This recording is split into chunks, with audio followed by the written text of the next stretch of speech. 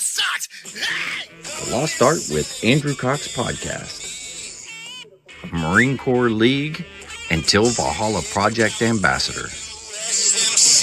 Now streaming on all major podcast platforms. Thanks for tuning in to the podcast that's given a voice to our veterans.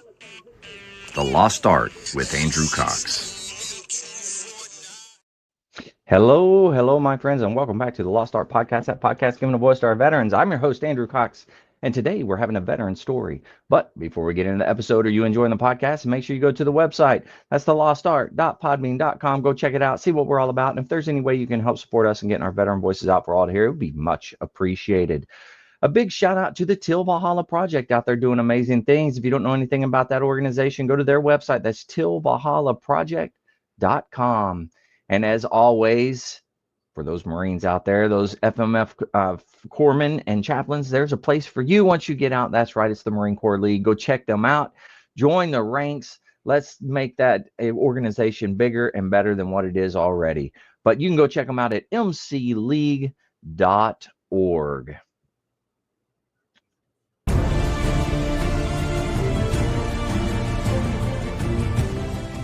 Are you a Marine veteran? Are you missing that bond you had on active duty? Then I have a place for you. Join the only congressionally chartered Marine Corps Veteran Service Organization, the Marine Corps League. Get that brother and sisterhood back in your life. Become one of the fewer, the prouder, a Marine Corps League member.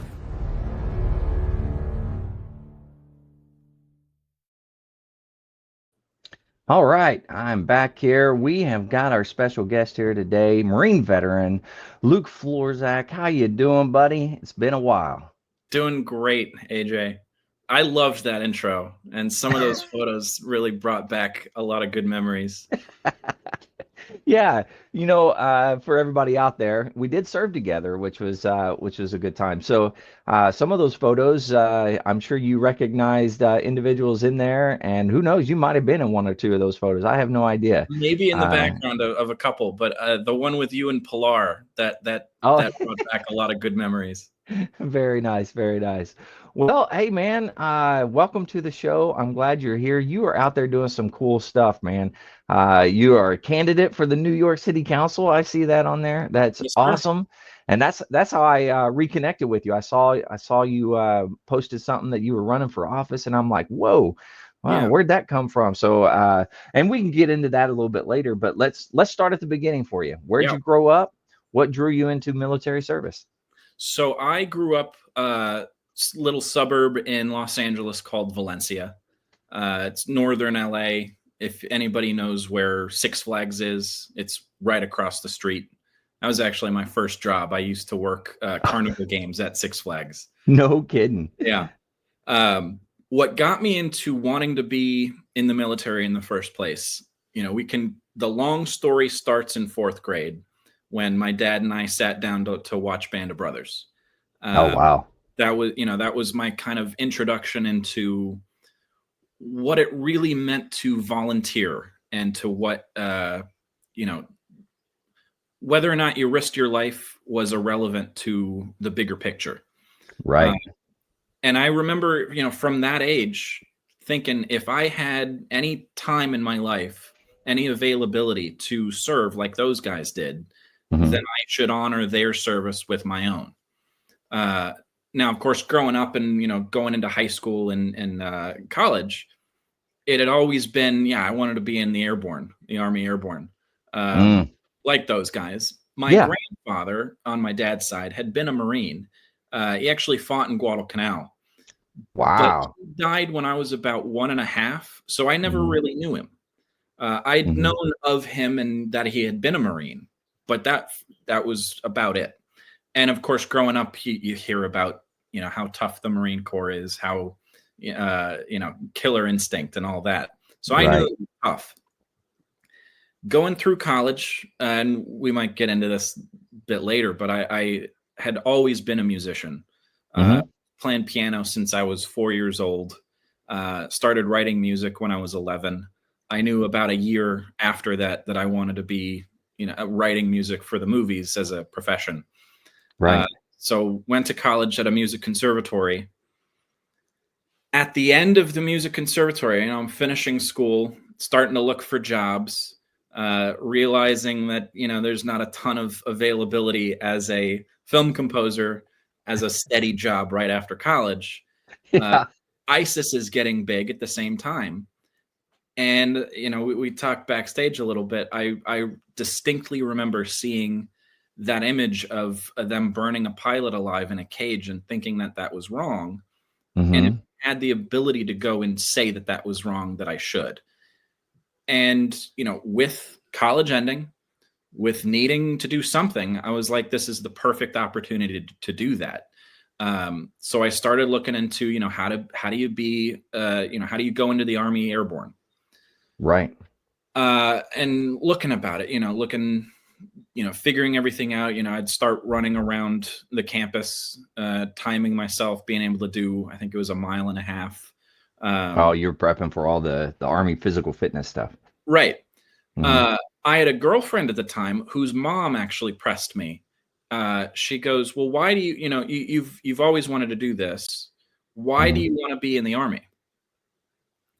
Do you have any reason why you don't want to be in any other branch? And I think for her, and I don't know, but I think her thinking was she had family that had been in the Navy. And, for her, it was, well, why not be in the Navy? Yeah. Yeah. So I had a reason why I didn't want to be in the Air Force. I had a reason generally why I didn't want to be in the Navy. But I had no real reason why I didn't want to be in the Marine Corps. I couldn't give a proper reason. And I remember driving home, my girlfriend and I at the time driving back to school, thinking about it. And there was a moment where it clicked in my head. The reason that I had never thought about being a Marine was because subconsciously I thought boot camp and training would be too hard and I'd be able to pass. But the flip side of it had been, I had just assumed I would be good enough to pass Army basic and airborne school. That had never crossed my mind, I might not be successful. But my assumption was, I would never be able to pass Marine basic training. And as soon as I realized that assumption had been what was driving me, I never wanted to be anything else but a Marine. Oh, wow. Yeah. So you were ready to accept the challenge at that point. Yeah, exactly. And so a couple of weeks later, I walked into the recruiter station and I go, where do I sign up? Where's the dotted line? Originally, I had been really happy. I was going to be an 03. Okay. At the time, that's what everybody wants to do. Yeah. And about 3 days before I ship off, one of the recruiters brings me into his office and he goes, hey, Florczak, why the fuck do you got so many music classes on your college transcript? Well, because I just came from a music conservatory. And he goes, well, we're going to find you a piano and you're going to play it and we're going to put you in the band. And I said, well, I didn't know you could play piano in the band. I thought it was just, marching band instruments. Yeah. So, there's other stuff. So I played, I passed my audition. I was voluntold that I was going to be in the band. Oh, yeah. They were looking out for their recruiting points. They get double for those musicians, I can't tell. I have no idea, but I have a feeling that finding a pianist coming into your office must have gotten him some award. Oh, it had to have. Yeah, for sure. Yeah. So I was like, depending on the time of year, it could have been that they were needing something specific, like piano, right? Yeah. And then they do get like a NAM or something like that, or they get extra time off or extra points. They're getting something out of it. I figured out once there's about 7 to 8 pianists in the Marine Corps at any given time. Yeah. So it's reasonable to think that's one of the rarest MOSs, because it actually, like, this, every instrument has its own designated MOS. Right. 5565 is That was probably one of piano? the rarest. Yeah, that's piano. Okay. One of the rarest MOS designations out there. And I Yeah. always like to, when veterans are asking me what I did, I always like to say, well, I was a 55-65. No one knows what that is. Yeah, Some yeah, people might know what a 55-20 is. yeah. But Yeah. That's anyway, funny. that was great. So I went to boot camp, went to combat training, went to Naval School of Music, which is where we met. Yeah, yeah. Well, Uh, don't get too far ahead of me there. Tell sorry. me about your boot camp experience. I want to hear some ins and outs about that. Yeah. So boot camp was, this is kind of at this point, this summer will be 10 years since boot camp. Oh, no kidding. Wow. Yeah. So it was, I have the rosy glasses at this point. Uh, Yeah. it was awful probably while it was happening. Yeah. But, looking back, my platoon has our own, we have our own Facebook page. Oh, wow. Where we still That's keep in cool. contact. There's a guy he was one of the ones that was picked on the most Hmm. by the drill instructors, who's actually right now, he's volunteered to fight in Ukraine. Wow. Yeah, he's over there. He's fighting with the Ukrainian army. Good for him. Yeah, there's a couple guys that went counter intel, and they did some stuff. Yeah. Wow. It was during a time where there was like a little bit of a ramp, a cool down, but Hmm. not really. Like, Right. Yeah. end of 2014, beginning of 2015, Hmm.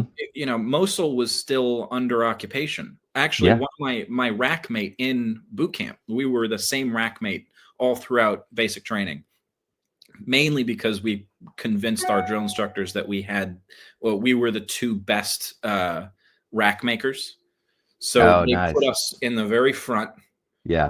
of the front, the front hatch, where, our beds were always going to be the ones seen first. Yeah. So they always put us together. But he had been a machine gunner and was part of the convoy that went in first to liberate Mosul.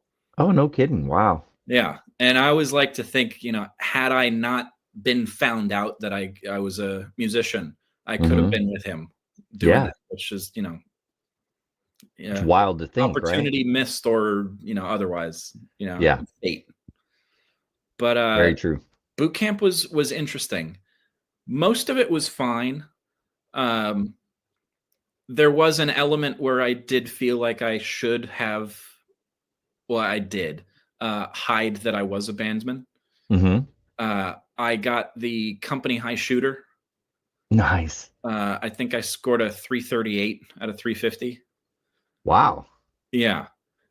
So, being the company high shooter, and again, this is, beginning of summer, our whole company size, I think we graduated 520 Marines. So out of 520, That's pretty being good. the keyboard player was the one that showed up everyone at the rifle range. Probably wasn't a good thing. But That's I funny. kept it quiet. I think most of the drill instructors kept it quiet too. Yeah. There was so many just little kind of anecdotal moments that I think about from time to time that just were Hmm. like, that was a fun time.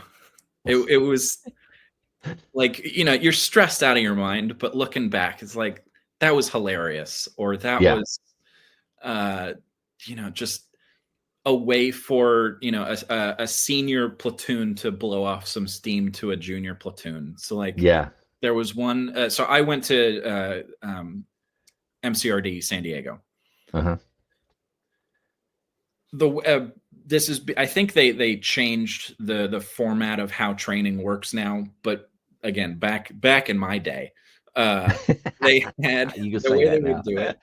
They'd have phase 1, Uh-huh. phase 2, you'd move to Camp Pendleton Hmm. for the month, and then phase 3, they'd bring you back to MCRD. You'd finish out your third phase, and then for a week, they'd ship you back to Pendleton for the Crucible. Right. So as you're coming back after phase 2, and phase 2 is, when you do the rifle range, you're now third phase Marine, or recruit, I suppose. And you're marching with, you're straight back, like we're almost there. We're good. You're like the big dogs on campus at that point. Exactly. Yeah. And the way that they had organized it, the first week back is team week, where every platoon gets broken up into offices around base to just kind of help with clerical work. Right. Our platoon, we pushed it a bit further. We had a drill instructor who had been, I think he had done 3 or 4 tours in Afghanistan at that point. Crazy guy, the smartest person you'll ever meet when it comes to knowing how to conduct infantry squads. Oh yeah. He said, when we go back to team week and we're prepping, putting back all the racks and stuff, I'm gonna bring out a bunch of sandbags and we're gonna set up a machine gun nest on the quarterdeck. Oh wow. So with that, we didn't actually have a machine gun with us, but we had the sandbags out. Yeah. At night, part of the fire watch, there was an additive element to it where we had to now patrol around the squad bay, or around the squad building.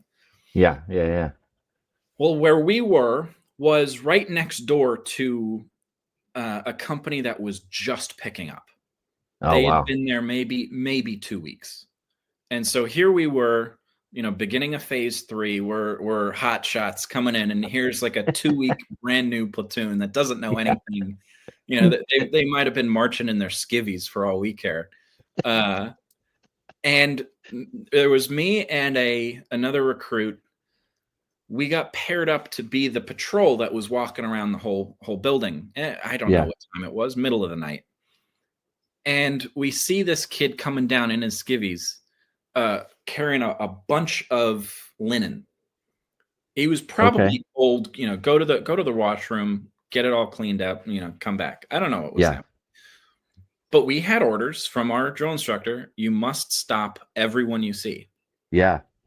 We had our rifles ready, then unloaded, of course. Mm-hmm. And he's coming near us, and we're like, "Hey, you! Halt! Who goes there?" And this kid's 2 weeks into the Marine Corps. He's like, "Yeah, this recruit so and so, sir. Tasked with cleaning his linens." "Why are you carrying a bunch of linens, recruit? Put them on the ground." And he dropped the linens. "Aye, aye, sir. I'm not a sir. Pick those linens back up." "Aye, aye, sir." And we're doing we're messing with him as if we're drill instructors too. Yeah. We scared the absolute piss out of him. He's literally peeing his pants because we have flak and Kevlar on. Yeah. We got rifles out. And finally we let him go, and he runs away. And a drill instructor was hiding behind the bush that we were right next to the whole time watching that. And he comes out and he goes, "See, I told you guys got to stop everyone you know." And he just walked away. That's awesome. Yeah. He was probably in that bush cracking up laughing. Oh, absolutely. Yeah. There was another, later on that night, there was a car that was driving by. And the way that MCRD San Diego works is it was going by medical, which is like the only way that you're driving down that road is to leave base. Right. And it must have been 3 a.m, and it was a drill instructor probably driving to his barracks or something. And of course we had to stop him. And, we held him up. We're like, "Sir, we need to see your ID, sir." He's like, "Get the fuck out of my way right now." And he wasn't even from our company. We didn't, we'd never been before. But, "Sir, we're not allowed to let you pass unless we see your ID." It's like, "You fucking recruits." And he showed us our ID. "Okay, you're good to go, sir. You're good to go." That's awesome. Yeah. Well, I mean, you were learning it early, which is good. Oh, absolutely. Yeah. Yeah. And there's the element too that I had wanted to be an 03. I wanted to learn this stuff. And Yeah, so, yeah, yeah. especially when we got to combat training, I enjoyed all of that because, I recognized that, yeah, it was most likely that I'd never be needing to use that information, Hmm. but I still loved learning. Uh, Right. and just learning in general has always been a big thing of mine, regardless of what the topic is. But Hmm. if we're talking about like the bullet velocity of an M16 versus an AK-47, Yeah. and the distances that are needed to know, or like can you range out a 240, or Right. what Yeah, have yeah. you, any sort of technical stuff when it came to how do you move forward in a V shape, or if you're Hmm. patrolling down in pairs, what are you doing? How do you stop at danger crossings? All Right. that stuff Yeah. was so much fun to learn about because that was like Marine stuff. Yeah. Uh, and I loved all of it. And then we get to Norfolk, and then the real job starts. Yeah. This And is now that's the for everybody listening, that's the Naval School of Music at yes, that point. And what year was it? that would have 2014, 15? yeah, that would have been end of 2015. So like Okay. October, I think I got there, but my class didn't pick up until November. Okay. Um, I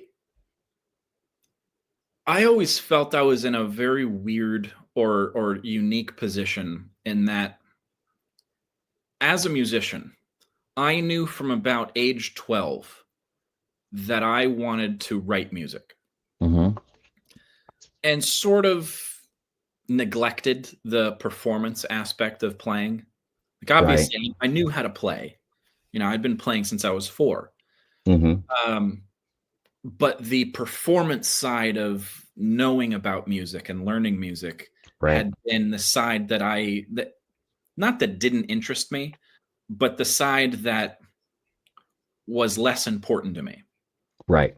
Um, like, I loved learning about the theory and learning how to emulate the writing of something, Hmm. rather than the playing of it. And all throughout my enlistment, but starting at the school, it was the opposite.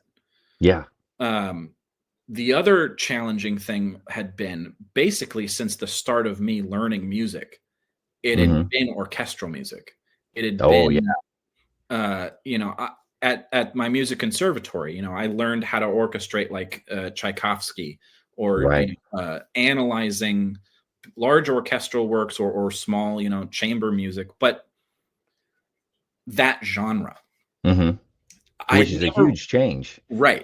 When you talk I about, what we do in the Marine Corps, at least for you guys, right? The Yeah, rhythm players and things like that, it's a completely different animal. right. And I always like to attribute or like associate it with, it's like learning how, like it would be the equivalent of like learning a completely different language that uses the same sort of letters. Yeah. Like Oh, if you that's just good. switch That's the good. vowels, Yeah.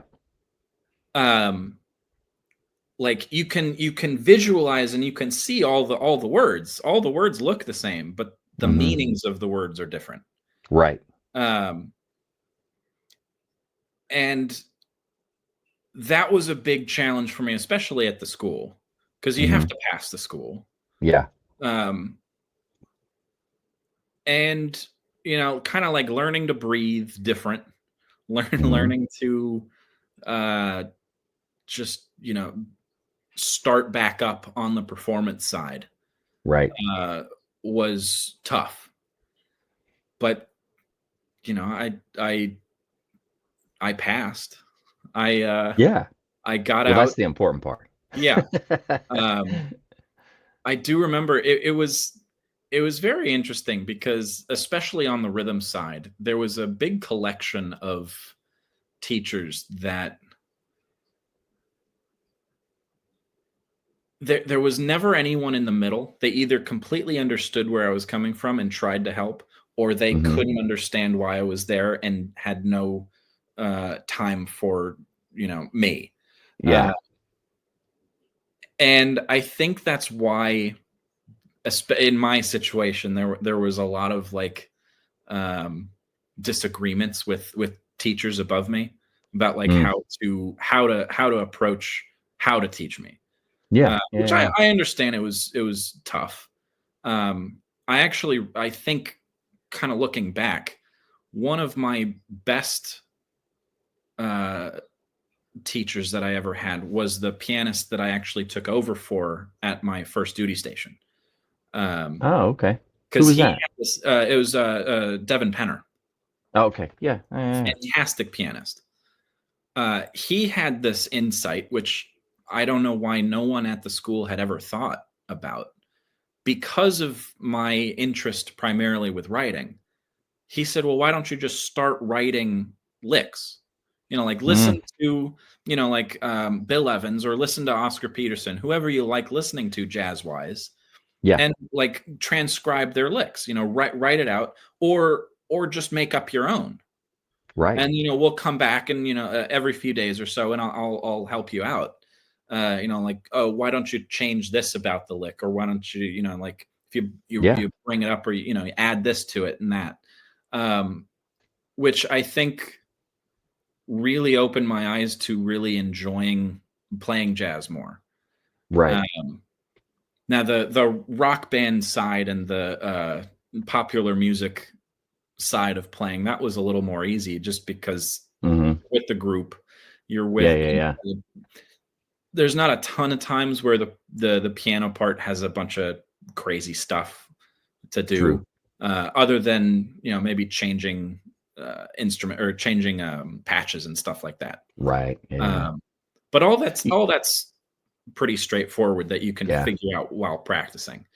One thing that I found was anybody that was classically trained when it comes to playing jazz music has a completely, I guess, different set of skills that enables them to play some things that most people don't even think of it, like regular jazz artists, right? And it's just a whole unique type of thing, which to me is really cool, because you can play some out there stuff that most people aren't even thinking about, which is really cool. What was really interesting, kind of what when I got to my duty station, one of the things that helped me in feeling like I was a part of the group. We had a string bass player. You might know him at the time. What was his first name? It was a Staff Sergeant Pierce. Oh yeah. Okay. He, at the time, he was trying out to be in the San Diego Symphony Orchestra, and he needed a pianist to go through some of the repertoire. And he had me sight read. Now, classically trained musicians can sight read like that. Yeah. Jazz musicians, not so much. Like, you can show them a chart that, you show them the chords, they'll play stuff that's not there. Yeah. Which, you want when you're in that style. But like Penner couldn't really do that. And so, they'd ask me to do it, and I could sight read for days. Like, that was never really a thing that anybody ever worried about. Oh, can he sight read? Yeah, of course he can sight read. It was like, always like, if we're going to have a small jazz ensemble, I got to do a lot more prep time. Right. Just because there's some, just filler stuff that I'd have to think through before. It's not just, what is it? It doesn't come natural to you, Yeah. And I think over time that shifted. Just, I had, if you're going to be in a new genre of the arts, and at that point I had really only had like 7 months in a new genre, by 2 or 3 years in, I'm still fairly new comparatively to, any other normal jazz player. Right. Yeah. But, I'm holding my own. So it was a interesting time. It was challenging for sure. Yeah. I knew because of those reasons I had limitations, but the other Marine side of it, I always held up well. I always got expert on the rifle range, always had a first class PFT, CFT.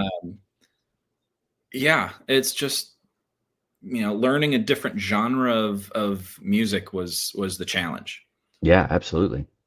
Not an easy task for sure. No. Getting thrown into something brand new, like you were talking about, it's almost like a different language. Yeah.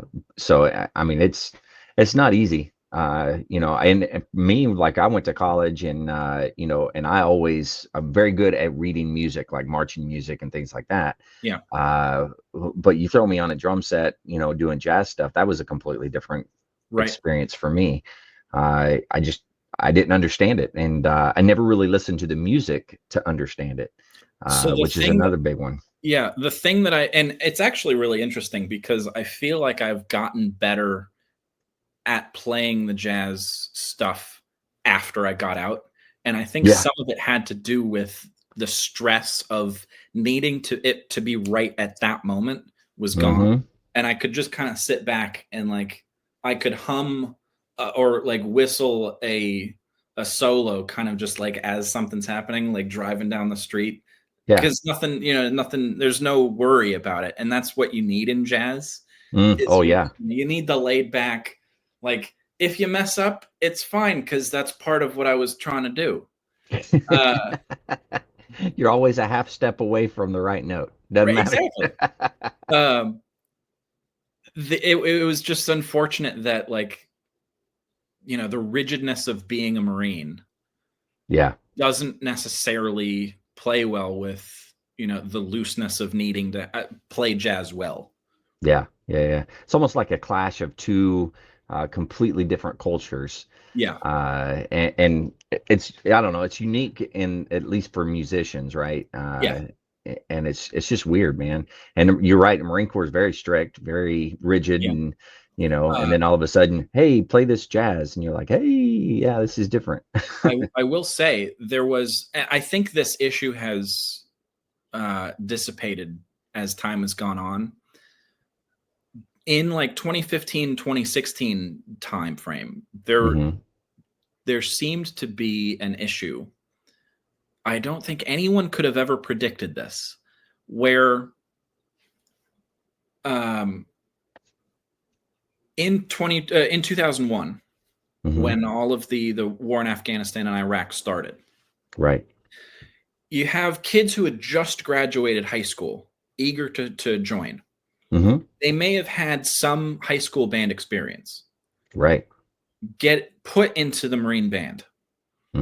As time goes on, for the most part, they really only have a high school level education in music. But they've re-enlisted, and now they're staff sergeants and gunnery sergeants who are in charge of, a platoon of Marines. Yeah. And then you get the generation just afterward that maybe took a little bit of time before joining after high school. Maybe had gotten a bachelor's, or in one of my first roommates' case, he had just graduated with a master's in French horn performance. Oh, wow. Yeah. Incredible musician.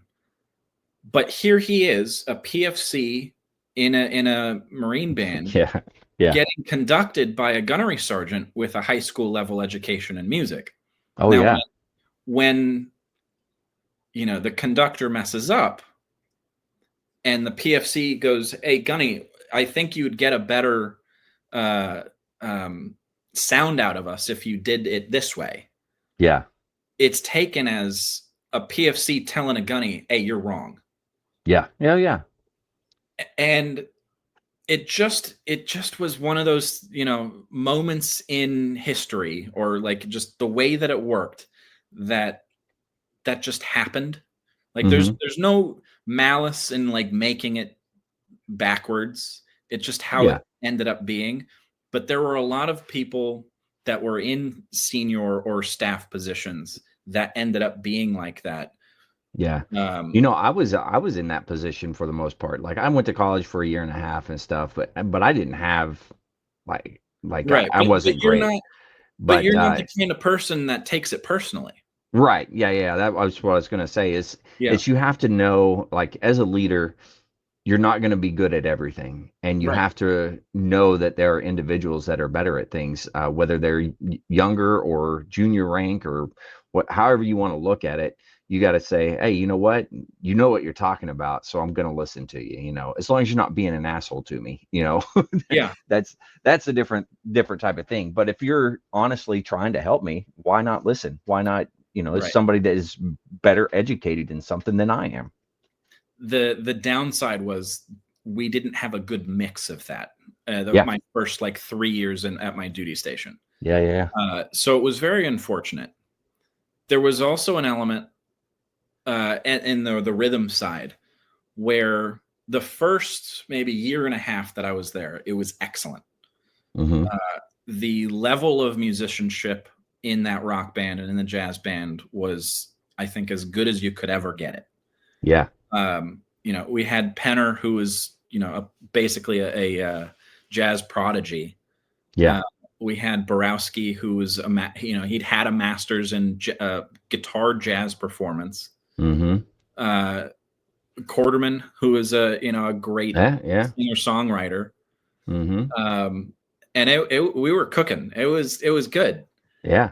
And then we got some senior enlisted guys who had just lap moved back to the band from having been in the infantry.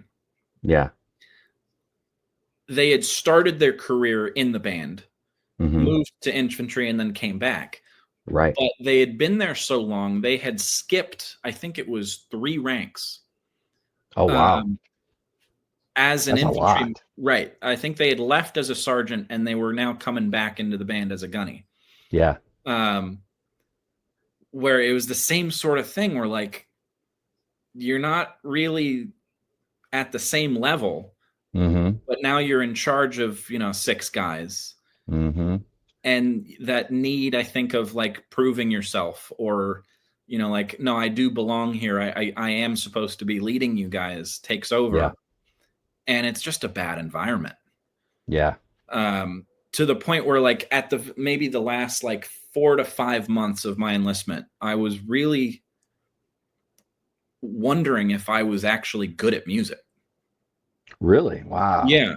Like it was bad. The saving grace was around the same time we had a change of officer, and the officer was actually one of the ones who recognized in me that I preferred writing to begin with, and would implement me. Hey, can you write an arrangement, or can you write a medley for us? Where I would dive headfirst into that. Who was the officer that came in? Panos. Okay. Yeah. Great performer. Great Yeah. human Oh, being. yeah. Great leader. And even in like, I think the last month that I was active duty, we did the whole band did a tour around the Midwest, where they actually performed an original of mine. Oh, nice. Yeah, which was incredible. But yeah, it was both good and bad. And I think because I had enlisted to begin with, knowing that I had never wanted to be a career, but just something, that I had to take the opportunity to do. I didn't know where it would lead me. I knew I would gain a lot of experience, a lot of knowledge, and a lot of different things. It felt like the good time to split. So I got an honorable discharge. I think May of 2019. And then I spent 9 weeks traveling around the world to 10 different countries. And that was incredible. Freaking awesome. Yeah. Now where all did you end up going? So in order, I went from LAX to Bangkok, Thailand. Nice. Went into Myanmar, which was incredible because it's not a place anyone can go to now. Went back to different part of Thailand, and then flew to Düsseldorf. Oh, wow. My dad lives about an hour and a half north of Düsseldorf in a tiny little town called Kevlar. Okay. And so I basically rented a car from his town car rental. Yeah. And then for about 5 weeks did a road trip around Western Europe. So I went through Amsterdam, the Netherlands, Belgium, Bruges. Oh shit! Good Lord. Uh, Got a phone call. I'm getting a You're call. good. Don't worry about it. Went through Bruges. Went to Paris. Stayed 2 nights in Liechtenstein, one of the tiniest countries in Europe. Wow. Drove through Switzerland, Italy. I spent a day, I think it was 3 days in Monaco. Oh, wow. Nice. I played poker at the Monte Carlo and actually won 300 euro. Oh, nice. That's a good deal, man. Yeah. No, it was incredible. Yeah. Yeah. And I when I came back, I knew that I had wanted to incorporate something of that. The travel, learning about different cultures, the experience that I had had representing the Marines as a, Marine bandsman, into something, and I didn't know what. At first thought, work for the State Department, or eventually become an ambassador, or U.S. diplomat, kind of, abroad, represent what the U.S. can be. Because there are clearly issues around the world. There's issues around the U.S. And I wanted to be a part of the people that help. So I knew I had to go back to school, get another degree in something closer to politics. I had always wanted to live in New York City. Since I was basically 4 years old. My dad had grown up in northern New Jersey. So when I grew up, I was a Yankee fan just like he was. I love it. Yeah. And so there were plenty of holidays where I'd go and travel and, see my dad's side of the family in New Jersey and New York. So I'd always been around. And it was through the VA and the GI Bill that I was able to move here. So you went to what college did you end up going back to? So sort of to make a long story short, the school's John Jay College of Criminal Justice. Okay. Briefly, the longer part of it is I spent 2 years in Nashville and a year figuring out that John Jay was the best place to end a degree. Okay. I had some friends from from the unit at MCRD that moved to Nashville, and they're like, "Hey, yeah, come hang out with us." So by the time I got there, they were all either married or expecting children. So being a single guy, with a bunch of friends who are, not single, it wasn't great. Plus, it was just about when the pandemic started. So if we weren't seeing each other anyway, lockdown and everything, we weren't ever going to see each other. And I just thought, I've wanted to be in New York. I should just go. And so I, the summer, I think it was summer of 2020, I packed up and I just in a box truck moved to New York. Figured everything out on the way, which was really fun. Oh God. Yeah. Wow. It was stressful, but it was like one of those experiences that, you never really get to do unless you brave it out. Yeah. Now, where did you go specifically in New York? So you're like in the city part? Yeah. Or so my first no apartment kidding. was I've been in Manhattan since I've lived here for I guess now almost 5 years. Wow. My first apartment was on East 77th Street between 2nd and 3rd Avenue. So 3 blocks away from Central Park. Holy cow. It was a beautiful apartment. It had the COVID prices, so I could afford it. Yeah. And then as soon as the lockdown ended, the landlord wanted to bump up the rent by I think it was $900. That would have made it in like 3,000 a month. And I was like, this place has almost exploded twice in the last year. Like a couple months ago, someone above me, their tub lining it broke, and a bunch of water like rained into my apartment like through the floorboards and stuff, and it was like, oh my God. And they thought raising it to 3,000 a month was going to be good. So I was like, absolutely not. Wow. So there was a summer, I believe it was 2022. There was a kind of a fluff piece article that said there were 40,000 New Yorkers that were displaced because of raising rents. And I was one of the 40,000. Holy cow. Yeah. I was, looking at all kinds of places everywhere. Yeah. Having to compete with, 90 people, on the sidewalk. You'd go up, you'd look at a little studio, you'd turn around, you'd be like, okay, well, this is it. You walk back down, you'd check the thing. Oh, by the time you're walking out of the building, it was already rented. He's already, sent in an application. Holy cow, man. I found a building in Midtown that was literally right across the street from the UN. Oh, wow. Beautiful building. It's actually the very first residential skyscraper in the world. It was built in 1921. Wow. I somehow, and this is by the end of summer, I'm like, gonna get kicked out of my apartment, and I still have school and everything left. So I'm like, oh shoot, gotta have a place. And it was on this apartment was like 18th floor.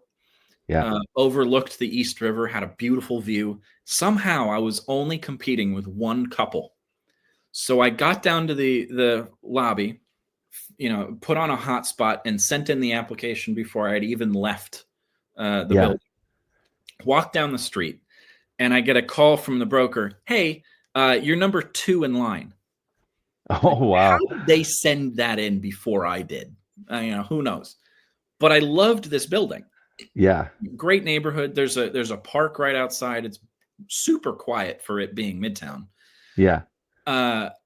So I Googled the building just kind of out of desperation and discovered that it had its own private listings page where there were 9 apartments that were in my price range that were not listed on any of the public sites that you might look for in New York City. I was like, that's well, that's strange. Cool. So, yeah, I ended up emailing all 9 of them.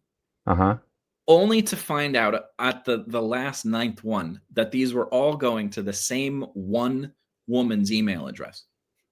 So in the course of about a minute and a half, this poor woman got 9 emails from me about, hi, can I see the apartment in 2:30? Can I see the apartment in like 4:44? Like all this stuff. Poor woman. Yeah.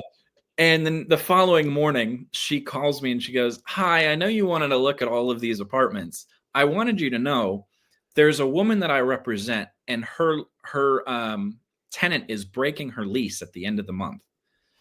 We would like to keep it occupied, and so this place is not listed anywhere. You'd never have to fight for anybody, putting in an application. It'd be super speedy. It's this building is like a co-op board owned building. We'd waive the application and stuff like that to the board. It'd be like a really easy fit. Do you want to see the place? I was like, you had me at it's unlisted. So I walked in, and I've been here now for almost 4 years. Wow. That is really cool. Yeah. Man, what are the odds to be able to luck into that? Somebody's watching out for you, man. That's awesome. Yeah. And it's wonderful too. I've never met my landlord. She lives somewhere upstate. But it was really funny. She's kept the rent basically the same for the last 4 years. And there's a problem in New York City where landlords basically skirt the law that applies currently, where right now it says the limit you're allowed to increase rent is 2% of the total rent. Right. There are commonly places that the landlords or the owners of the building will increase it by like 12 or 15%. which is God. insane. Right. Yeah.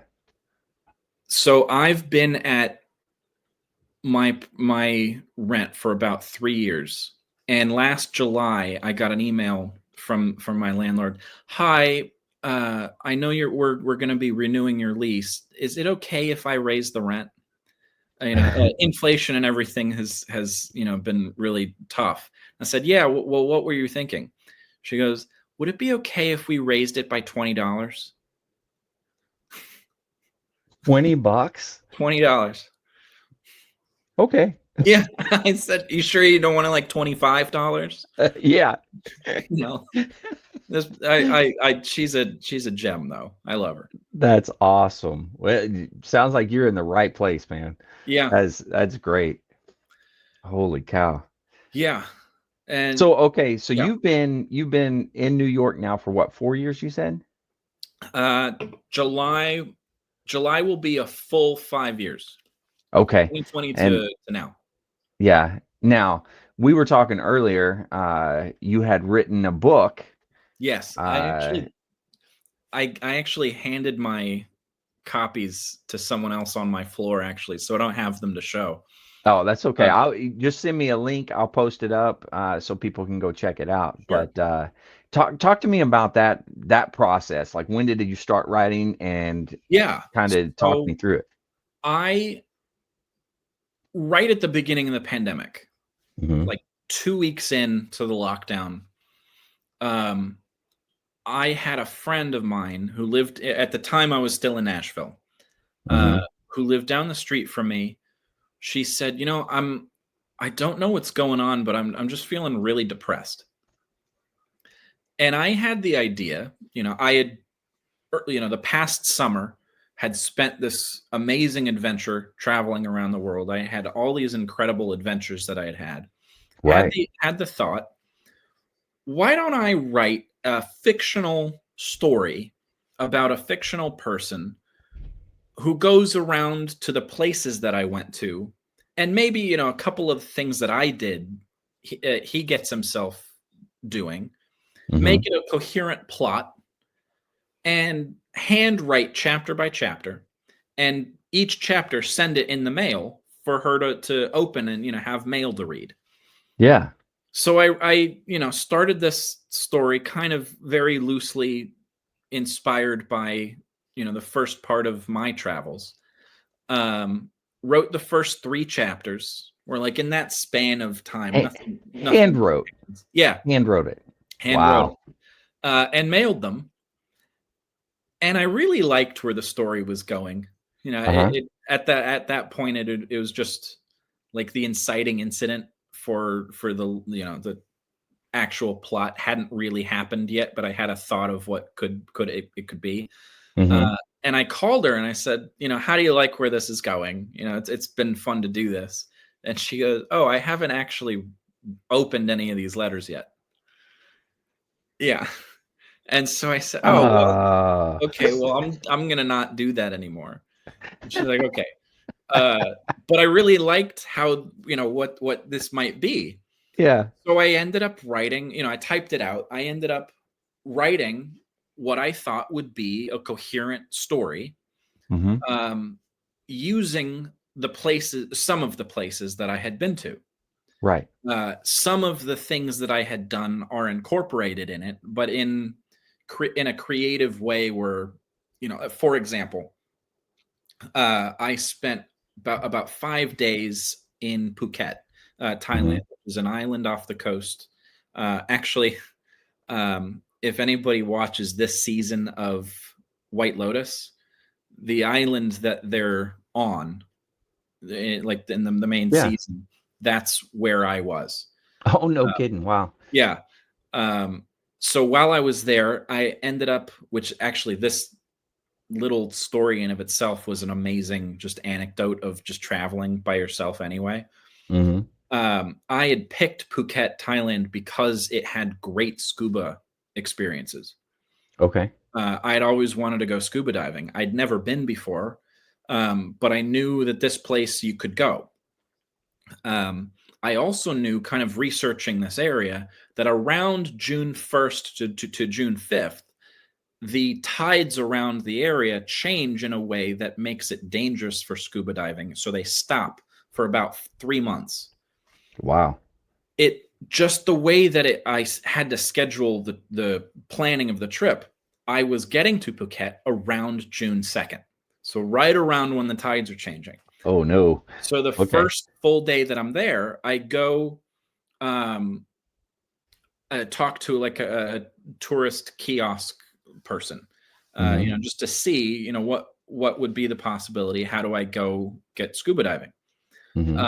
And I mentioned to this woman, that I knew this, it might be around the time that it's not possible, but what do you think?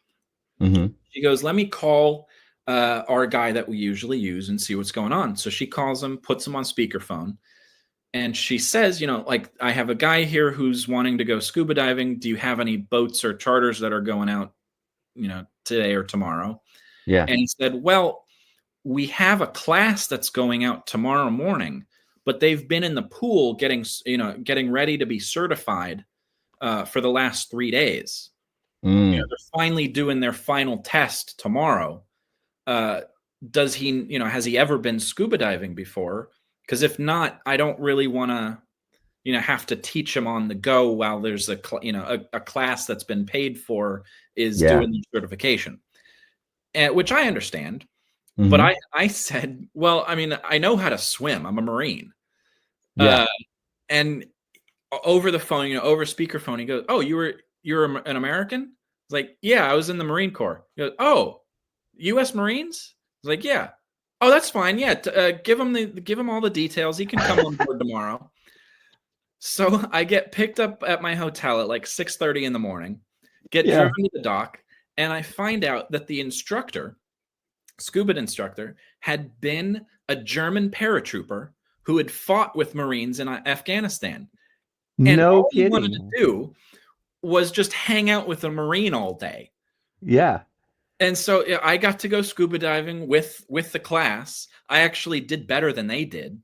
There was a guy that was part of the class who we had 3 dives scheduled for the day. Yeah. By the third one, he had to go down, touch the bottom with his knees, take off his mask, take out his rebreather, and then just put him back on. That's all he had to do. Now, of course, when you're down there, it's intimidating. I get it. But by the third time you're doing it, you've been scuba diving the whole day. You should be. Yeah. It should be okay. At least comfortable enough to do it. Yeah. Right. And there's techniques, to clear the water from your mask. And, that's what they've been doing for 3 days in the pool. Yeah. Here I am. It's my first day ever scuba diving. By the second dive, I'm going down and I'm doing everything with the instructor to show him it's okay. Oh, wow. And it was incredible. But so, something like that, where I got to go scuba diving and have an incredible experience. Yeah. In the book, the main character is in Phuket, and the way that the plot is written has to go, he's kind of implored to go onto a boat that's going out in the middle of night, into the Andaman Sea, where the people on the boat start diving into the water. And he's like, well, I got to find out why they're doing this. He puts on scuba gear and he goes in, and it turns out there's also sharks in the water. Oh, nice. Okay. So of course, like, that didn't happen with me, but the same sort of thing. Yeah. And so you got to make it exciting. Yeah. Exactly. So in that sort of light of, some of the things that I did are incorporated in a way into the book. I wrote a novel. Now, I didn't know how to do that. I just kind of wrote a story with a coherent plot that just happens to incorporate some of the places I went to. Yeah. And, it took me, I think, 2 months to write the first draft. So by, end of May, early June, I had this thing that I sent out to friends and family. I said, I did this kind of because no one else is, we're not doing anything. What do you guys think? So I sent it out, And two things happened before anybody could finish it and get back to me. The first was and we were talking about this backstage. I actually researched how to find out how long it was, because I had just been going by like the Microsoft Word, estimate on how many pages it was. It never occurred to me that you look at the word count. Yeah. Well, I did it, and I wasn't looking. I was just writing a story. I looked, and it happened to be about 110,000 words. Oh, wow. Which is about the size of the third Harry Potter book. Which is huge. Yeah, which is huge. It's a novel.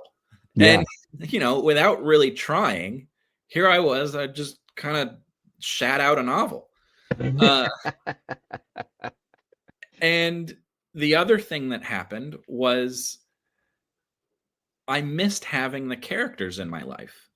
For about almost 3 months, I had been thinking about, these main characters that I'd come up with, charting across the world, doing these amazing things, having adventures, diving with sharks.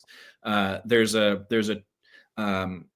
train fight scene, through the Burmese jungle, like on the train where the British Empire used to had the rail line, which I also experienced in real life, but like all sorts of crazy fun stuff that you'd think of as an adventure book. And then it was over. I was kind of going back, and now we're back in the pandemic, and now we're back in the lockdown, and still nothing's happening, and it's June 2020. And I thought, well, okay, well, what are they doing, right after it ends? Yeah. The way that I had written it, it was sort of open-ended, that I just decided, well, I'll write what happens right after. So the second story picks up about a few minutes after the first book ends. Oh, wow. And I just kept doing that. And at this point, I've written now 6 books that are at least in a first draft. I think around when I had finished the 4th one, my mom and some friends were like, well, why don't you try publishing them? And so I, did the whole thing where you send the manuscript. I edited it, of course. Sent out the manuscripts to, all the publishing houses. Learned that if you've never been published before, good luck. And somebody somewhere, I forget who, told me about Barnes & Noble, that they have their own private in-house publishing center, which it's run a little differently than Amazon. They call it a hybrid publishing house, where it's not strictly speaking like self-publishing, because you still have to submit a manuscript and they have to okay it. Right. Yeah, that makes sense. But you also don't, unlike Amazon, you don't pay for anything. Oh, wow. One of the great things about it is Barnes & Noble won't print a single book unless one is purchased. So you can submit the manuscript, they can approve it, they'll put it up on their website, and then it's on you to advertise. I see. Yeah. They also have a policy. I forget what the actual number is. I think if you're able to sell like 300 copies, they'll start putting them in their physical stores. Oh, wow. Just kind of on their own. Actually, it was really interesting. A couple of years ago, I was finishing one of my classes at John Jay, and a kid came up to me and goes, "You're an author, right?" I goes, "Yeah." "Why? Like, how do you know that?" He goes, "Oh, I saw it one of your books at Barnes and Noble." Like, oh, wow. That's cool. I didn't know. Yeah, that's way cool, man. Yeah, but so that was I don't really advertise them. For me, it's a hobby. Yeah. I like writing the stories. I like editing, the making it all nice and pretty. I have someone that helps me with it, and it's kind of like a collaboration. Yeah. But it's become a really fun thing to do, and which I'd never thought, ever that I would enjoy writing novels, but it's really fun. It's cool. I mean, and you now is each book about the same length, or Yeah, how does so that work? the first one came out after editing, came out to, I think it was 97,000 words. Okay. The second one is 72,000, and then the Okay. third one is in the 80s. Wow. So about the same size, around Yeah, yeah, yeah. 10,000 words or more or less. Wow. Yeah, so it's been fun, and of course, I don't have any um, like limiter on, so I'm just like writing the story as logic would seem. Yeah. Yeah, yeah. Yeah, as the story's going, does it seem like it should extend, or does it seem like it should be shrunk down at various little scenes or whatever? That's Mm-hmm. on me. Um, Yeah. yeah, it's also the friend of mine that I have editing it. It's that's part of the collaboration that we do. Uh, Mm-hmm. but for the most part, it's been the plot itself hasn't ever really changed that much once it gets to paper. Oh, I Um, see. Yeah. like a lot of it will be grammatical, or like um, ordering things. Like if I Mm. have a paragraph of action, or Right. like a page of action, let's say, like the way that it's structured of, well, how do what's the best way to get what's happening across? I Um, see. Yeah. like in a shootout, let's say, Mm-hmm. does it make more sense to talk about the main character aiming first, or is it more intense to, like, if you're reading it as if you're staying with the guy that's going to be shot? I uh, see. Yeah. Yeah. Yeah. Yeah. So what and- perspective yeah, it's being brought I guess put across. Yeah. yeah, and I always like to think, especially in like those action bits, but Mm-hmm. it's across the whole way that you're telling the story, thinking Yeah. of it as a director of a show or a movie, where, Right. like, Yeah. Yeah. you know when you read a script, it doesn't tell you how to shoot the scene. Mm-hmm. It just tells you what's the scene comprised of. And Right. in the same way, the way that I'll write like this, I call it my skeleton of the book, but it's Mm-hmm. it's the sketch. Yeah. I'll have basically bullet points, what I want to have happen, but Mm-hmm. how it's portrayed to the reader, Right. that's Yeah. the fun bit.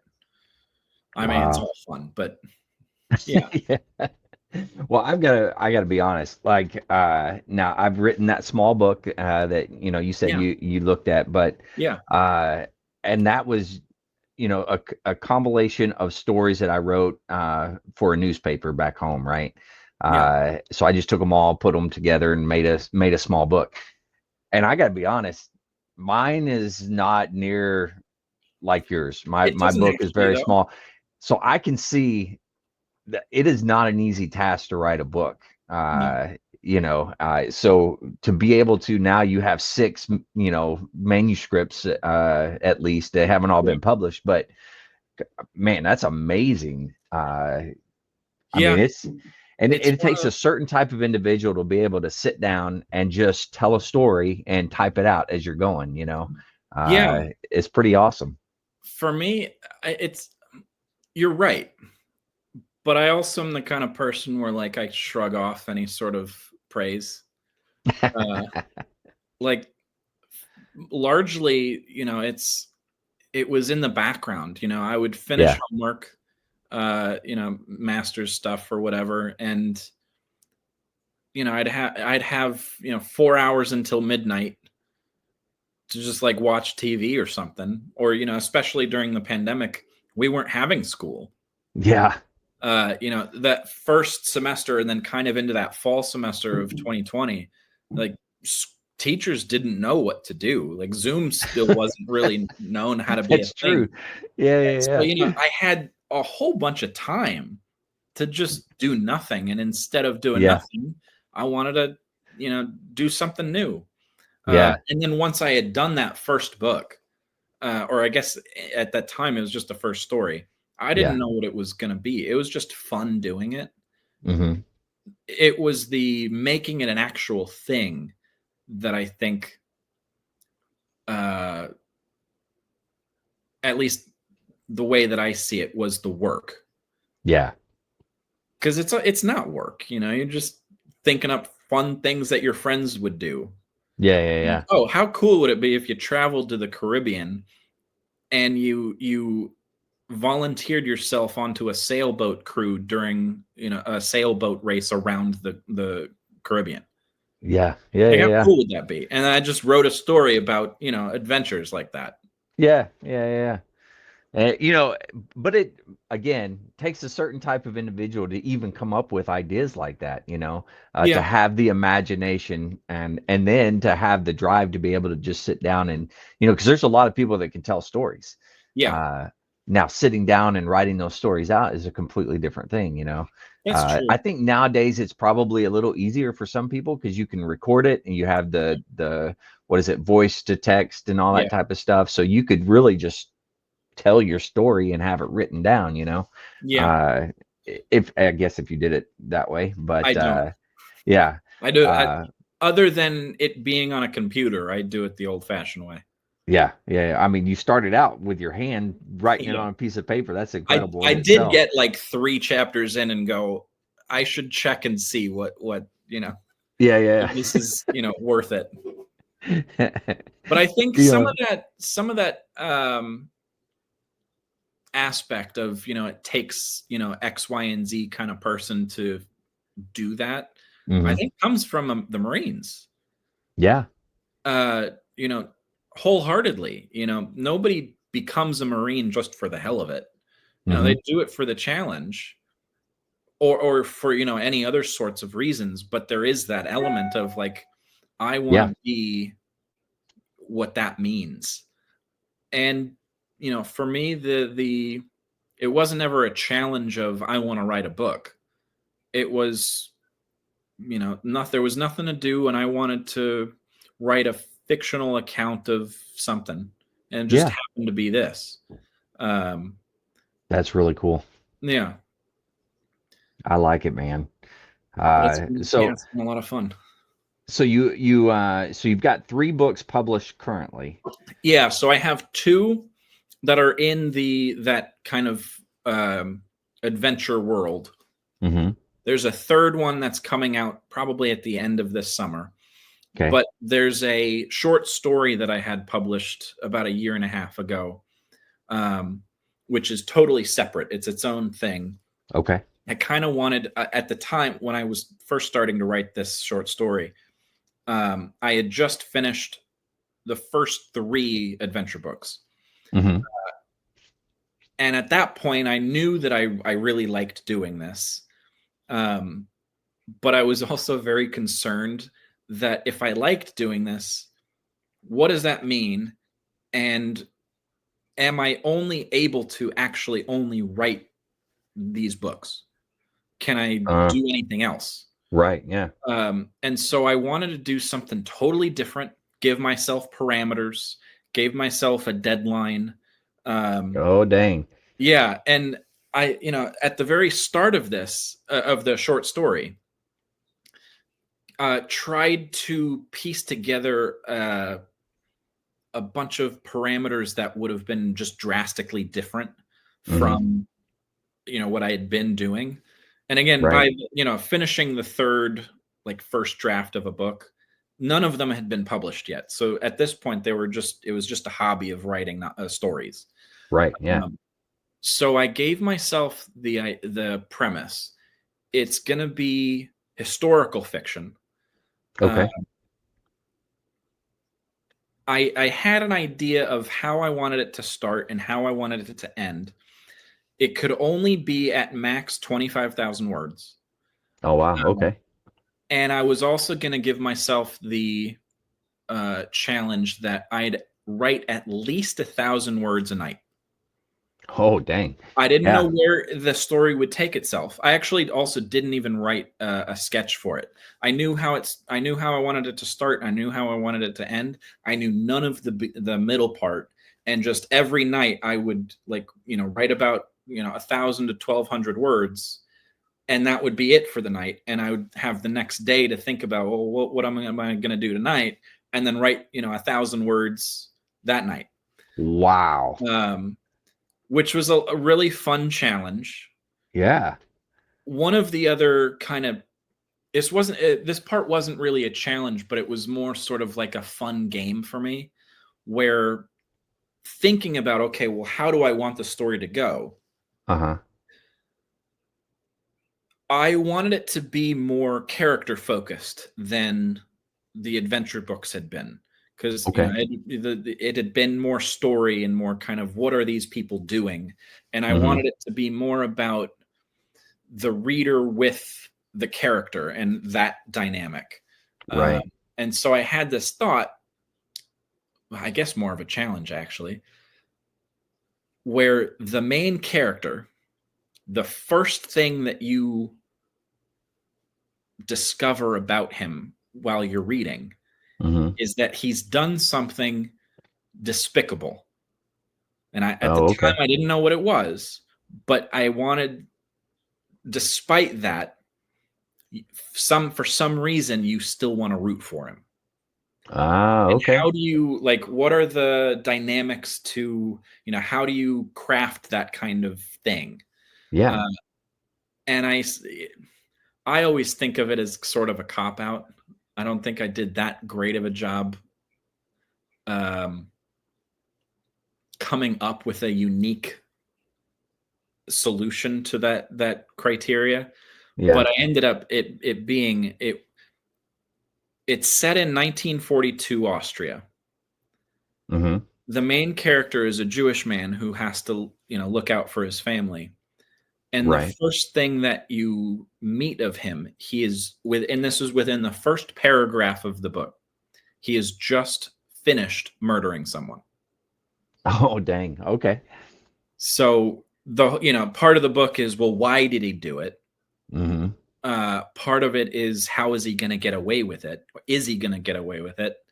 And the other part is, will he be able to keep his family safe? Right. All within, I think at the end of the day, it was like 21,000 words. Wow. So it's 7 chapters. So it's a little tiny short story. Yeah. But it's called For All the Flowers. And that's the third thing that I have published. Okay. Very cool. And then the fourth one will be coming out the summertime. Around then, yeah. Yeah. Very cool, man. You are doing it all. I'm loving it. Now, not only that, we mentioned earlier you're running for office. They're in New York. So tell me what prompted that? How'd you get into that? Largely, it kind of came out of nowhere. I'd been wanting to, kind of going back to, I knew that I'd wanted to transition somehow into politics, but my focus had been foreign stuff. That choice to do foreign stuff started before the pandemic. Right. The pandemic really showed me that despite me knowing that there were issues here, my first thought was, I know that there are issues here and somebody else can work on them, but I want to do the stuff that I enjoy, learning about cultures and traveling. Right. Pandemic really showed me that wasn't the right way of thinking. That if I'm going to be in the kind of world where it's possible to do good and to do some change and, help who I can, that I should start with the people that are right out my front door. And the issues that, I see every day. Yeah. And that kind of set me down the path of learning or meeting the local people.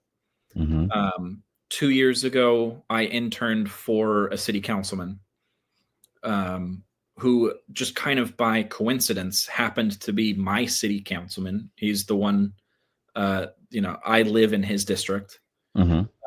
Also kind of by coincidence, even though I've moved apartments and kind of shifted from, the Upper East Side to Midtown, I've always been his constituent. Oh, no kidding. Wow. Yeah. So I've always lived in this district for as long as I've lived in New York City. The way that New York City politics works is every city councilman is term limited, similar to the president, where you have 2 4-year terms. And he was when I met him, he was gonna be ending his final term at the end of 2025. Okay.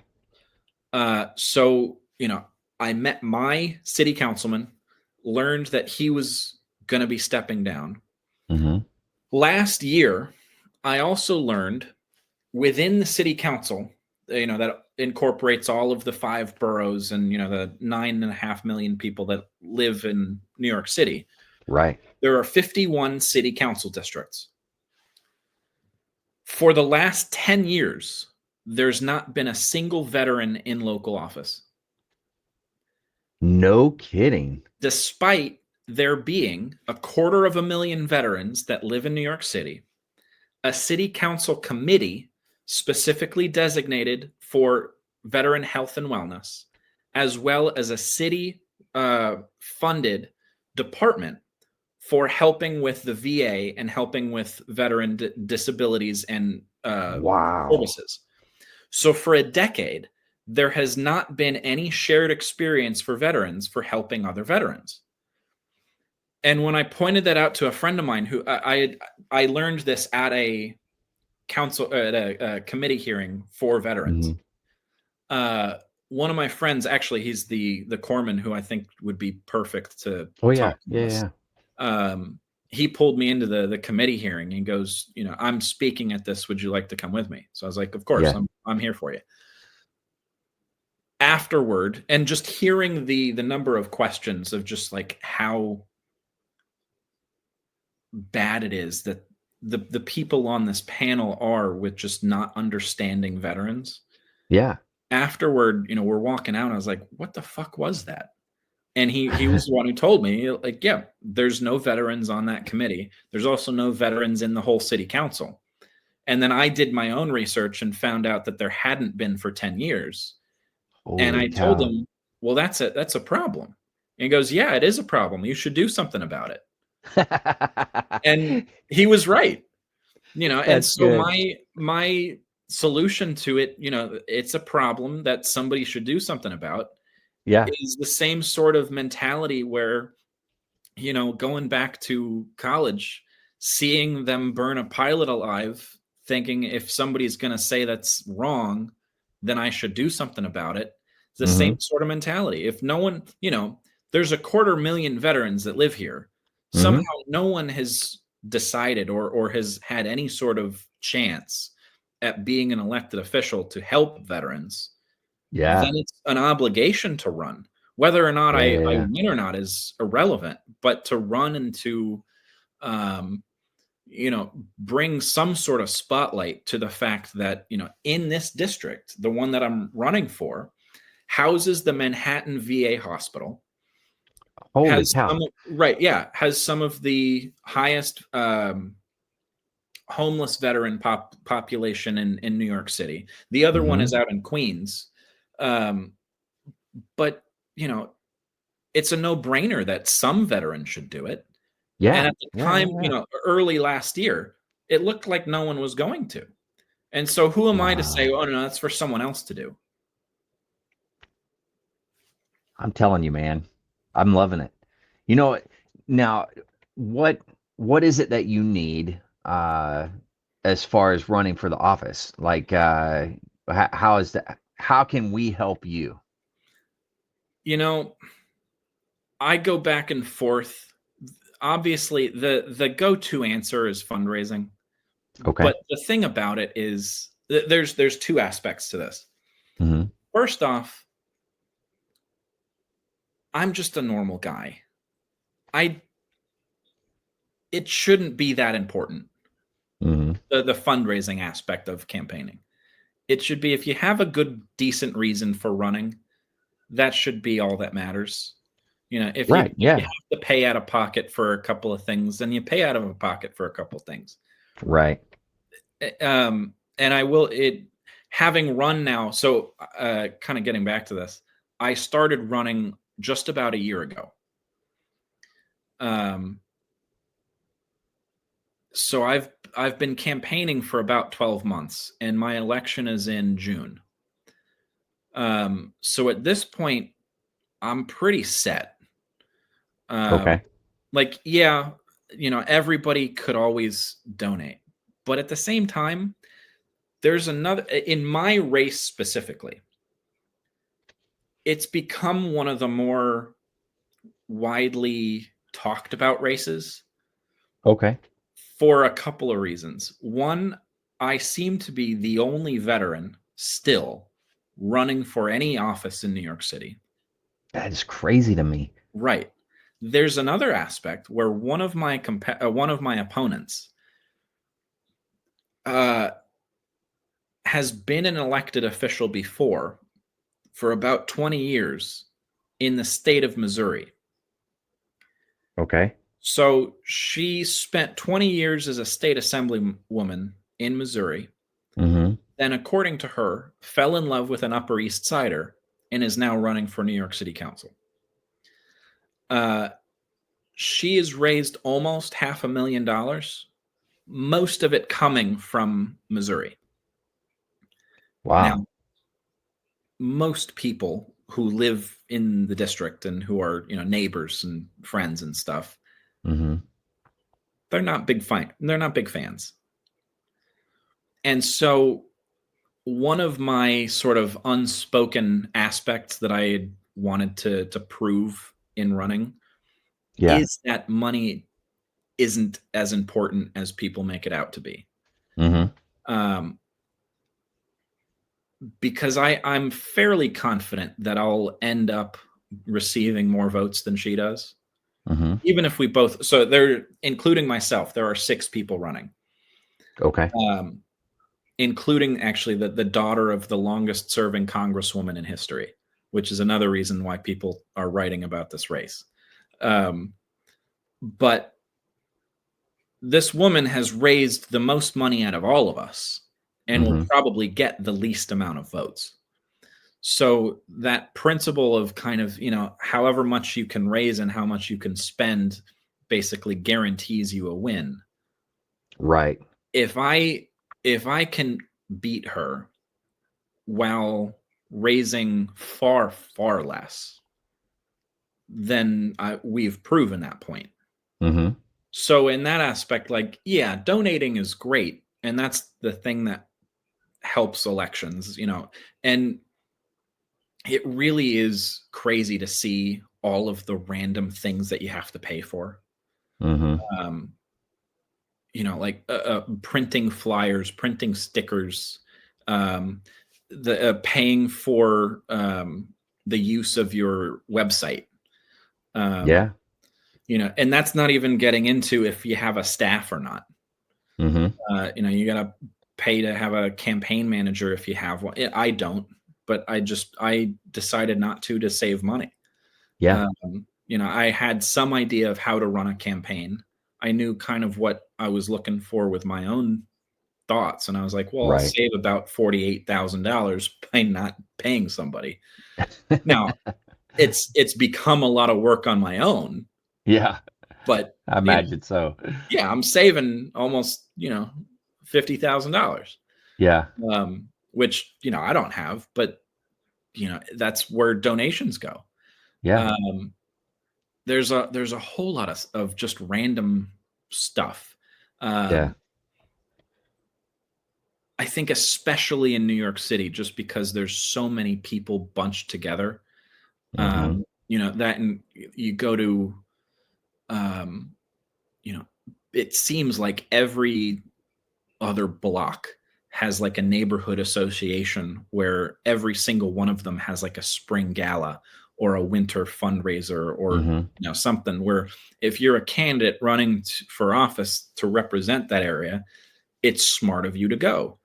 Yeah. Well, there's, for every normal person where they're living in their neighborhood, they go to one a year.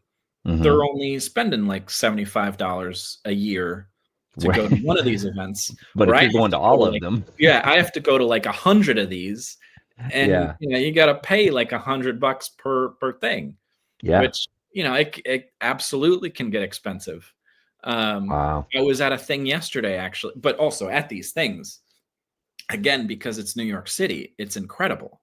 I was at an event yesterday, and as a candidate, where as a candidate we were asked to speak. Hmm. Um, it wasn't known to me until afterward that also in attendance and also not asked to speak were the UN ambassadors from Thailand and Serbia. So I got, No yeah, kidding. the Serbian and Thai ambassadors to the UN were there just hanging out, having a good time with this thing. And, they weren't asked to speak, but here I am, basically nobody, given, Wow. like a 5 minute, hi, thank you for having me. Yeah, So yeah, it's incredible. I love it. And I've talked regular on here about um veterans running for office. Yeah. And when you look across the board, like you were saying, especially there in New York, where there's no veterans Yeah. on that, that is a case. You can look across the U.S. and Right. it's the same type of thing. There is a couple of organizations out there. I don't know if you've reached out to any of them. One is Veterans Campaign. I think it's veteranscampaign.org. Hmm. That might be a place you can go, like, Yeah. reach out to. They might be able to help. Especially, in your area, having the veterans hospital right there, Yeah. there's so many things that it's important to have a veteran on there. And Right. just like you were saying, to be able to ask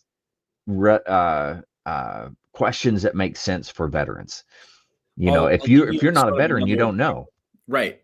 So at this specific budget meeting that I was at, um, to kind of give some perspective, every city council member, no matter what no matter where you are in New York City, has a $5 million yearly discretionary fund. So Wow. keep that in mind.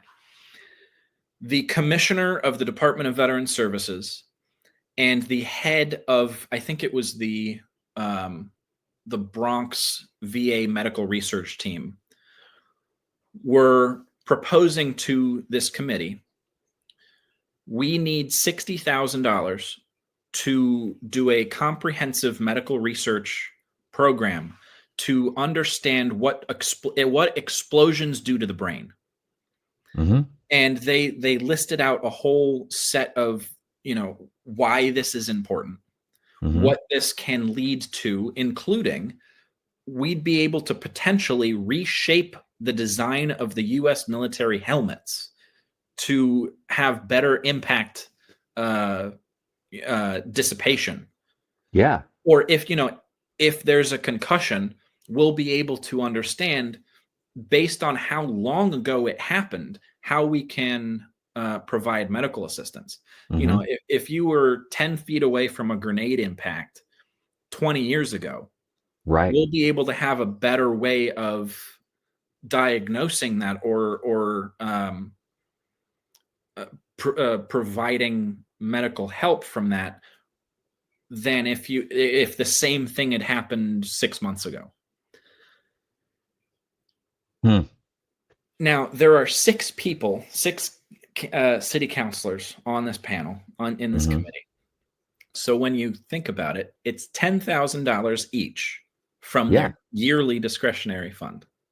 Hmm. Which, when you oversee 5 million every year, and that's not including, if they're on any other boards or any other Right. committees, where they might be a, sanitation committee, or the budget committee, Right. their own district, $5 million to spend within it, and it's up to them. One of the questions that pissed me off was, well, can you even get enough people to volunteer to be research subjects to even get a good sense of like why this would be a good thing. That was one of the questions they asked. One of the questions that was asked. Holy cow. Yeah. And it's like, what is that? Like, not only why does that matter when you're thinking about 10 grand, out of 5 million, but also the head of the research department had listed, we have the necessary amount of people. All we're needing is the okay from you to be able to pay to get it starting. We have everybody ready. We have all the research ready, researchers ready for all the questions, all the medical procedures geared up and ready to go. We just need 60 grand to be able to get it started. Right. And not only, it's not a thing, and this was actually a point that was made, or a question that was asked. Let's say we spend the $60,000. What happens if you need more? And it was basically very eloquently put, we're not going to need more because this is how expensive we've planned the project to be. Yeah. It's not going to go over budget because we don't need it to go over budget. We know exactly how much it's going to cost. We know exactly how long it's going to take. We know exactly how many people we need to a question and research to have the answers we need. Yeah. And we've determined it's going to cost $60,000. Holy cow, man. And eventually they denied the project. No kidding. Yeah. Yeah, I would most definitely in that area, there needs to be some veteran representation. Absolutely. Yeah. And one of my goals, if I do win, is to create a caucus within New York City or within New York State to help veterans run. Yeah. Because there are a couple of veterans that I've come across over the last several months of campaigning where they've either considered running or they've said they're running. It's one thing to say that you're running and actually not be an official candidate. Yeah. Like you have to go, it's complicated, but you have to go through the proper procedures to be on the ballot, to, have the state election commission, know that you're a human being that exists. And you can't just show up at events and go, yeah, I'm a Army veteran and I'm running for mayor. Yeah. Because people are going to check that. Yeah. And, it's quite possible that absolutely, yes, you are an Army veteran, but you're not running for office because I see your name not anywhere listed. It's not on the list. Yeah. Right. And so, doing all of those things to help veterans, to get them on ballots, to, regardless of ideology. Yeah. To get them help in running, to get them help on how do you get your name on the ballot. Right. The thing that you saw on Tuesday, I was endorsed by Vote Vets, which is one of the largest political action groups that represents veterans in the nation, which I'm super honored to be a part of.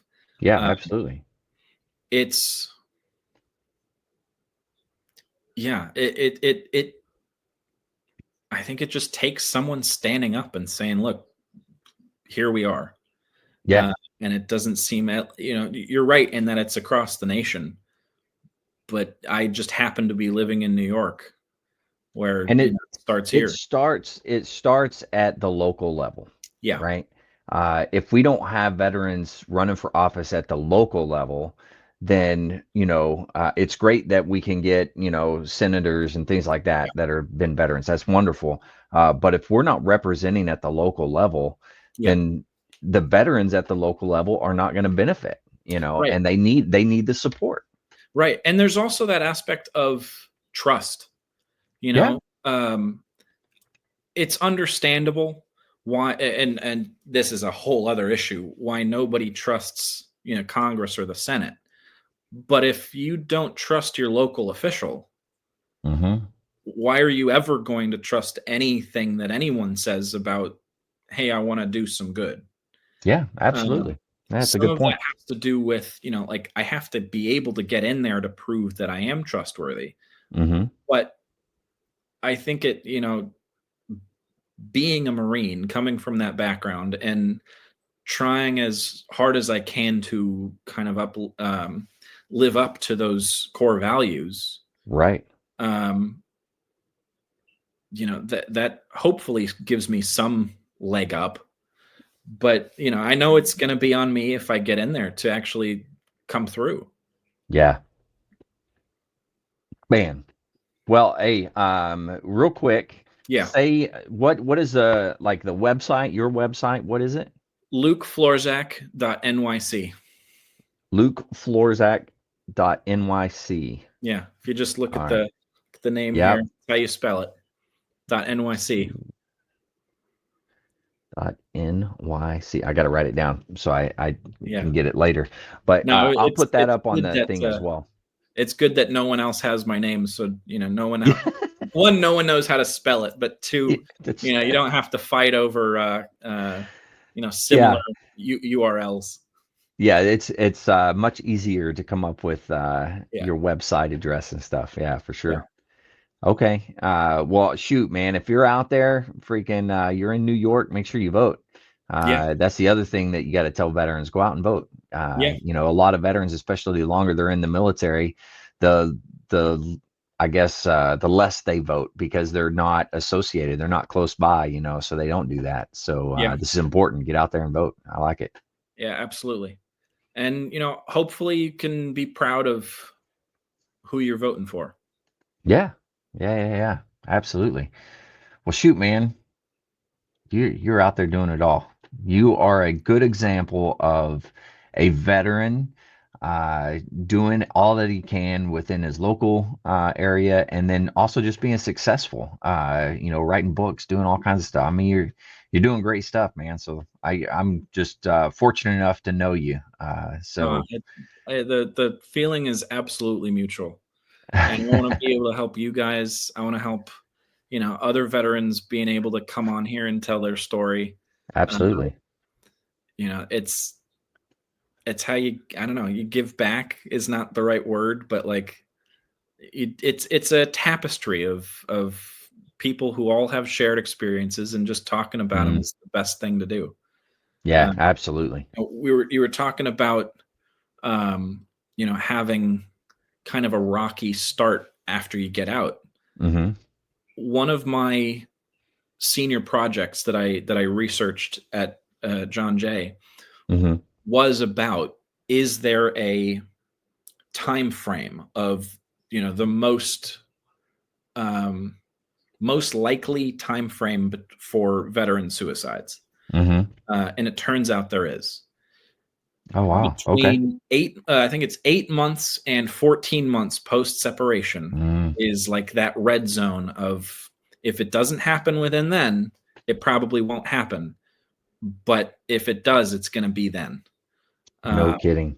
Yeah. And you said it was 8 months to 14 months. Yeah. And, I definitely had a little bit of depression when I got out, about 6 months after. Yeah. Where, kind of what we were talking about before, of like that thinking of, am I a good musician? Had, since I was 4 playing music, at 25, having that existential crisis of like, am I good at music? Yeah. It's it's awful. Yeah, absolutely. And it's also, and we were talking about this earlier, but that sense of purpose that, for me, I lost that sense of purpose a little bit. And like I was saying, lucky I got this podcast to be able to kind of keep me grounded and keep going and stuff. So, you got to go out, you got to find that sense of purpose like you did. You've got a sense of purpose now, and you're out there, doing as much as you can for the veteran community in your local area. So that sense of purpose is huge. No, I completely agree. And, as much as I can do to help you and the podcast and any other veteran that wants to, either run or just talk about their experience, Yeah. I'm sending them straight to you. Very nice. Well, I'm here for you. So that's good. Well, shoot, man. As we kind of draw down here, I always ask a couple of questions, or rapid fire questions. Sure. So I'm going to hit you up on it. Absolutely. So, all right. What is your proudest military moment?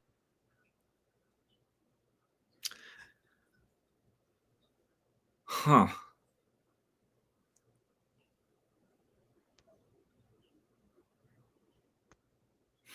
There's a couple that Okay. I'm fighting between the two. I would say probably there was a week where Marine Band San Diego played just about every bar on Broadway in Nashville. Oh, wow. Which was incredible. And being able to represent the Marine Corps like in Nashville. One of the final days we were there was September 11th. Oh, wow. And the marching band came out. I don't know if you've ever been to Nashville. Mm-hmm. When you're going down Broadway, there's that T where the Cumberland River is. Mm-hmm. There's that kind of walkway. There's that grassy knoll and then a walkway. Mm-hmm. The band was parked facing the road, so the water was behind us. Right. And because the rhythm section never does anything on the march. Yeah. We were the guys in the World War II uniforms that Oh, yeah. Marines hymn. We were the ones that like would run out and plant the flag, like the Iwo Jima yes, type of thing. Yeah. And that was, I think, one of the best times we ever did it, where Nice. it was just flawless. We were there. We got it propped at just the right angle. Yeah. And then someone took a photo of it, and it's just great because you get the river, you get the that's cool. the band behind us, and then there's Titan Stadium, behind Wow. that. It was great. Very the other cool. one was being able to do an NFL halftime show. Yeah. And getting to play and sing and do all that stuff, it was awesome. Yeah, for sure. And that was with the rock band, right? Yeah. Yeah. Very cool. Yeah, that was one of the highlights for the music program in the Marine Corps. So yeah, very cool. All right, I like those. All right, what's your most embarrassing military moment? I don't remember what the gig was.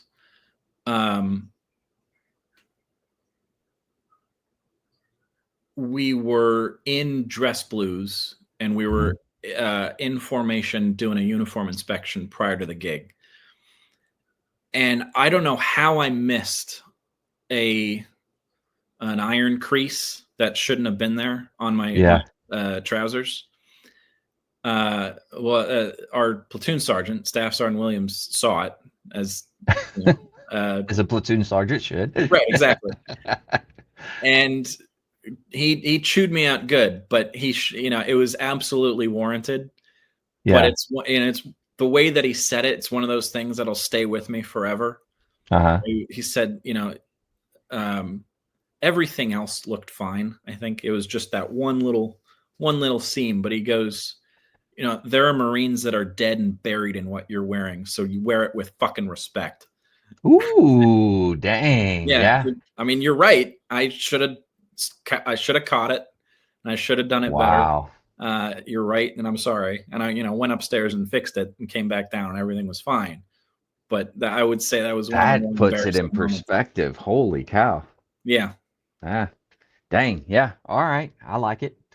Okay. In the apocalypse, what would be your weapon of choice?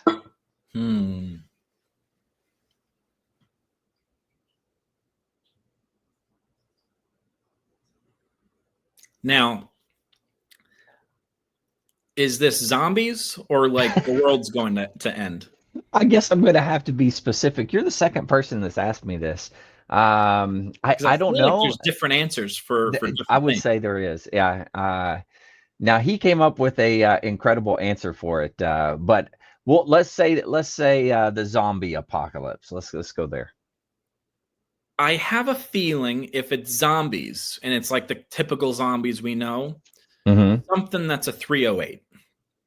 I think you need Okay. a hard kicking round. Yeah. But I think if it's just kind of like looters and society has gone to shit, I Yeah. think you're okay with a 5.56. Okay. Um, I think in the case of an apocalypse, you can't really be picky on what kind of rifle you're using, Mm-hmm. as long as you're using the same ammo. Yeah. So it's more Okay. about ammo than it is the actual firearm. I like that. Um, I mean, I have my own 45 and 9 mil, so Yeah. I'll be good on the sidearm aspect of it. Can't Yeah. really, Yeah. I mean, I can't officially say that I have a rifle in New York City, but Yeah. I'll just say that I'm fine if I ever need a 308. Yeah. Um, Yeah. Yeah. but I would say something with a 308 if it's going to be zombies, and something that's a 5.56, or something common if it's Yeah. just looters, or Yeah. society's Yeah. Yeah. gone Yeah. out. No, that makes sense. The individual that I said last time, he goes, I just want a squad of Marines. Can I just have a squad of Marines? I was Yeah, like, dude, that was a good answer. I can't fault yeah. you for that. But yeah, it was pretty funny. I think that would end up happening anyway. True. Yeah. Yeah. Yeah. We'd figure out a Something way. starts, some shit starts happening, and I'm calling my Marine guys. I'm like, hey, are we Yeah. going to Costco? Like, where are we meeting? Nice. Yeah, I like that. All right. What animal best describes your time in service? Hmm.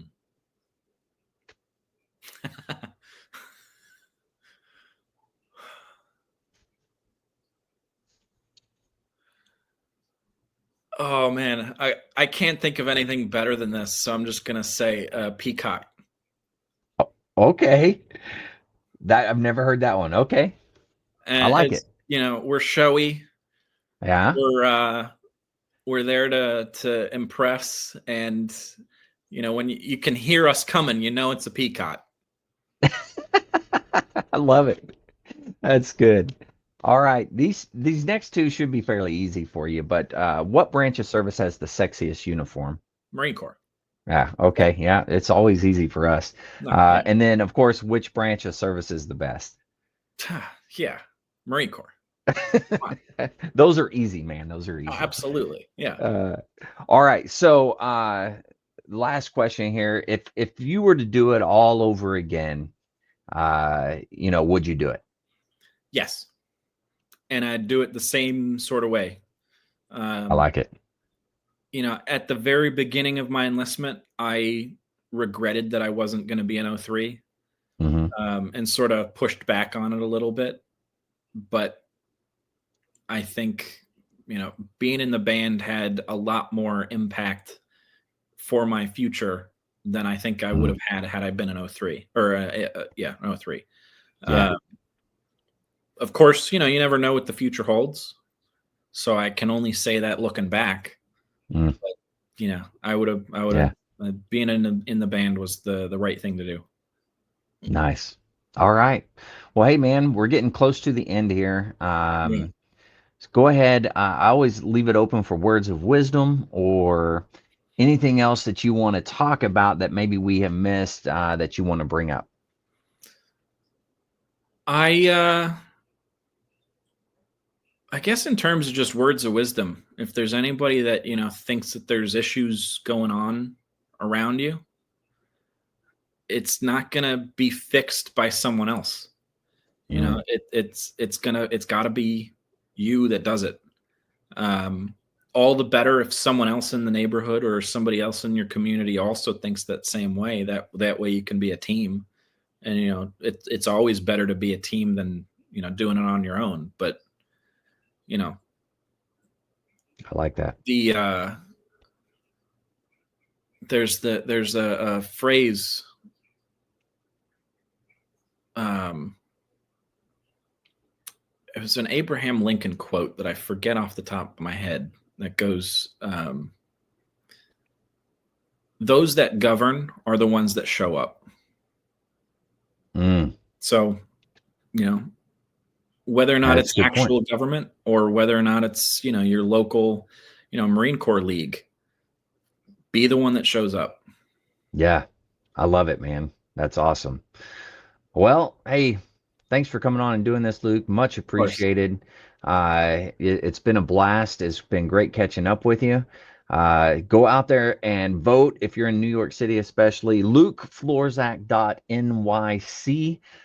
Go help him out, spread the love. And once you get elected, you're going to have to come back on and tell us all about it, man. 100%. Very cool. All right. Well, to all the listeners out there, if you're struggling, need help, anything like that, don't forget the VA does have some great resources. You can always dial 988, press option 1. You can text 838-255, or you can go to veteranscrisisline.net and click on the chat icon. Any of those options will put you in contact with somebody that can help you out. But remember, one veteran life lost is one too many. I care about you. I know Luke cares about you. The whole veteran community cares about you. So please reach out for help. And if you're out there, you're not struggling, reach out to the buddies that you served with. Ask them how they're doing. And if they need that helping hand, please give it to them. All right, Luke, one last time, I want to say thank you. And to all the listeners out there, stay motivated. Change your socks.